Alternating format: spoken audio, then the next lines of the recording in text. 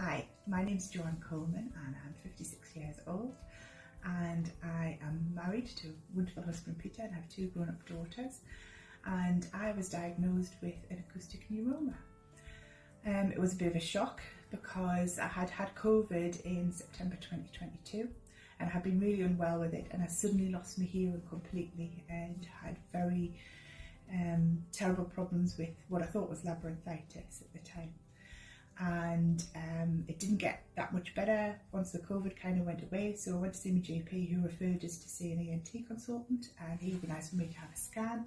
And then 2 days before Christmas Eve in 2022, I was asked to go for an urgent appointment at the ENT clinic, and the consultant there said to us, I've got some good news and I've got some bad news. And I wasn't expecting any bad news, so I said, okay, what's the bad news? And he said, you've got a brain tumour. And I said, right, well, what's the good news? And he said, well, the good news is we think it probably isn't cancer. And I said, right, well, what does that mean then? What happens now? What does it all mean? And he said, oh, well, you know, it's still quite serious. We're going to refer you to a neurosurgeon, and you won't see me again. You'll just see the neurosurgeon going forward. And I was like, okay, well, what information can I have?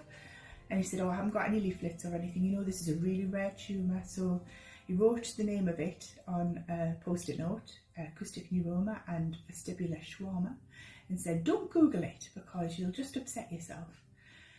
And so I came out of that appointment just shell-shocked. I hadn't been expecting the bad news. I work at the hospital, I'm a nurse, and I walked back down to where my office is, and my husband came to pick us up, and I sat in the car and said to him, you need to stop the car while I tell you this. But it was just an absolute shock to all of us because it was just not what we're expecting at all. It was 2 days before Christmas Eve. So I didn't know where to turn. I wasn't sure where I was going to get information from, and I came across the Brain Trust on the internet and contacted them, and they've just been amazing. So I've seen a neurosurgeon and I'm on watch and wait. So currently my tumour is not big enough to be considered necessary for surgery. However, I do have to live with all the symptoms. So I'm completely more or less deaf in my left ear, so now I have to wear hearing aids. I have real issues with my balance. I've been to see a vestibular physio who's given us some exercises to do. Walking about is a challenge most of the time. I do have some medication to help with the sickness, but it's just every day I have to deal with all of those very difficult consequences of having this tumour.